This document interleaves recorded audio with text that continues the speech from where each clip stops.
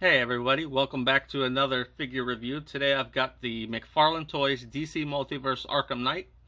This is one I've been really excited to get in. The second they announced they were releasing this guy, I pre-ordered him. He's fresh out of the box. Just opened him up and I'm excited to check it out. Alright, here he is, brand new in the box. Show you guys the packaging. Close, try not to get the camera glare in there. His accessories, he's got a grappling gun in here. Looks like 2 smoke grenades. You got the figure placement in there, nice. He's got his collectible trading card back there, his stand. You got the DC Multiverse, the Arkham Knight there at the bottom. Top, same old regular DC Multiverse packaging we've been getting. Side window there, you've got the Arkham Knight, the window. This side you've got the Arkham Knight, and then of course Batman Arkham Knight, the video game in which the character came from. The back here, you got the awesome picture that's the same on the trading card. I really like the way that McFarlane changed up the back of these figures. We've always gotten the picture before, but usually there'd be a break and then it would show the different characters in the series. And the picture wasn't as big and nice and glossy as this one is. So I really like they just kind of simplified it, went with the oversized picture of the figure and then the DC Multiverse down here. I'll give you their Twitter, follow, Instagram, all that stuff down there. Top, same thing, the Arkham Knight. Give you a shot of the bottom if you want to get the barcode there so you can pick them up. Or look at whatever retailer you usually purchase from. So there you go, there's the package overview. Now let's open this bad boy up and check out everything we got. Alright, so here's a look at the figure outside the box.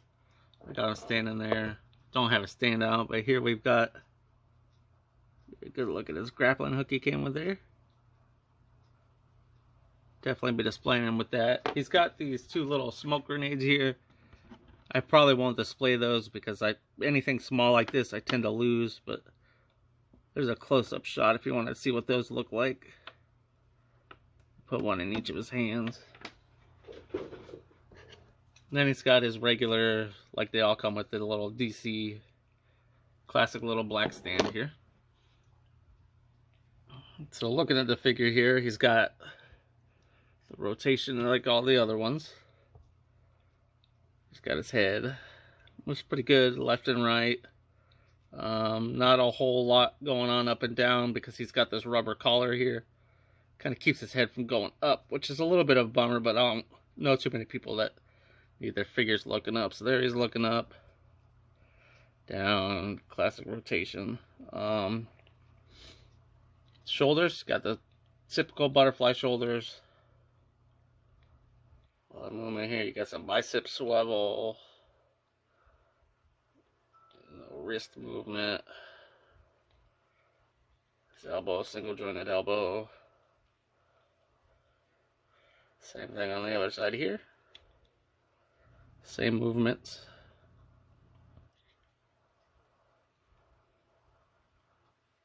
Move down to his legs here. Should give you a view of the whole figure here. I should have done that first. Spin him around here. Put his arm down so you can see the... I really like his shoulder pads here. They got the classic armor, the Arkham logo there. They're softer rubber. They just look really nice, really detailed. His armor's got a lot of really nice detailing on here. This is one of the better ones I've seen. Softer rubber up here, plastic actually up here. Around the collar, the back's a harder plastic. His arms, you see his militarized gauntlets there. Arkham thing, there's the collar I was talking about the back of his neck, really soft plastic.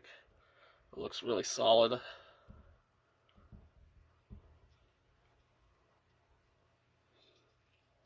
Look, he's got the Arkham A down his chest. Red detailing go down to his legs here. See his belt there. He's got all the smoke grenades and pouches around his legs. Really cool. These are Softer rubber and movable, flexible as well. On his legs, you've got the standard motion there, double jointed knees. You got the boots here, the boots at the top. Another really soft kind of rubbery feeling material. But it looks really good with the aesthetic of the figure with the boots. Looks a lot like the detailing from the game.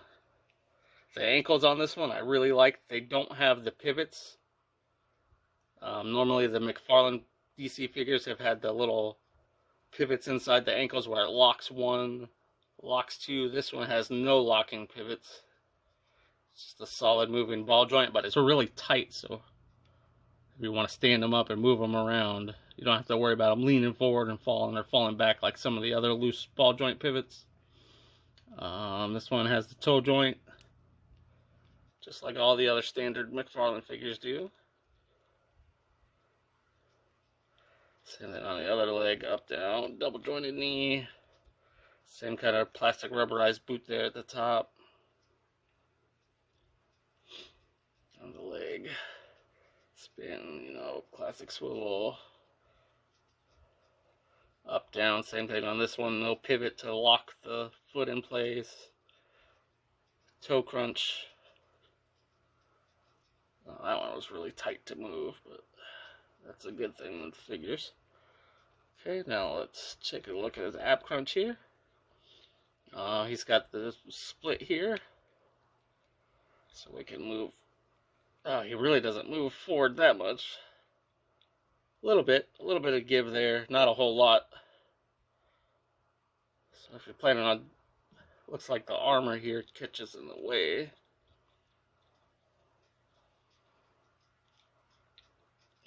Almost no back pivot there, but not too bad. Then we've got his waist here. Let's check out. Uh-oh. Oh, that's a first. Okay. Well, that's interesting. As you can tell, I wasn't really putting much pressure there on that.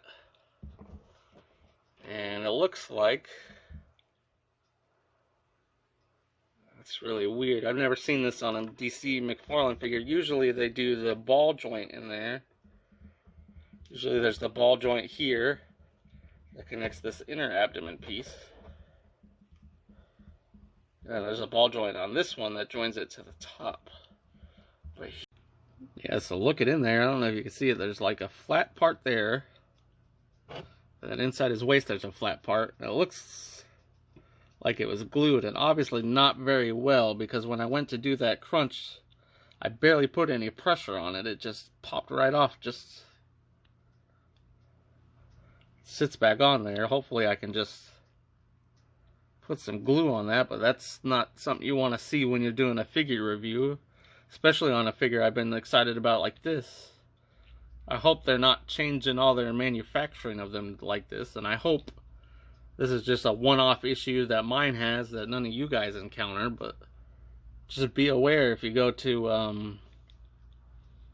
move anywhere around his hip that it's not a standard connection, which is a shame, and I hate to see that. It sticks back together pretty good, so I should be able just to glue them back together, but I don't know. I might try to get a replacement for this one because I'm very particular about my figures, and I'll know it's glued. I'll try to glue it together just for the sake of a review and see what happens. I'll let you guys know down in the comment section if the glue held up any better or if I end up replacing them. So that's a huge bummer, so look out for that if you pick this guy up. Other than that, I mean, it's a solid figure other than what just happened. Spin it around. I need to get one of those fancy spinning displays everybody else uses. I've got to order one of those, but do it the old-fashioned way here. Let you guys get a good look at them.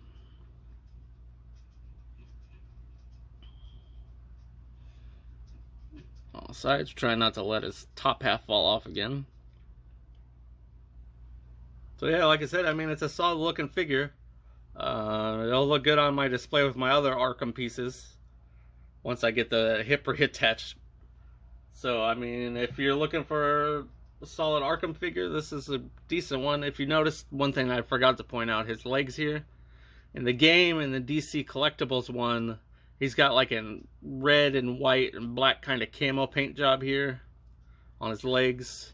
Let's just pull him apart, show you the legs so he doesn't fall off. But you can see they detailed it where the camo was supposed to be, but they just went with kind of a flat black, which I don't really mind. Doesn't really bug me any. Arkham Knight's Arkham Knight. I'm just gonna. That's a damn shame. I should have put them together to finish the review video at least.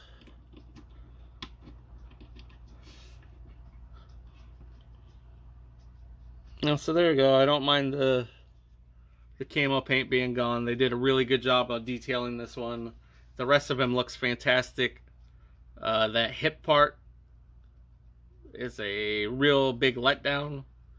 Hopefully none of you guys have to deal with that, but like I said, if you do pick up this figure, make sure you check that out, because I've never seen that on a DC figure before. So that might be new. I don't know if they're trying to change, you know, manufacturing styles, or if it's something to budget cut. I don't know. I'm just kind of speechless right now at the fact that that happened right when I was doing the review video. And it's a bit of a letdown, but I mean, you know, these things are produced in factories and shipped overseas, and you never know what happens. Sometimes quality control issues just happen. It's not to say that all the McFarlane versions of this are terrible and you shouldn't buy it, but just be cautious. Thanks for checking this one out. I got another video up for you guys soon. Till next time.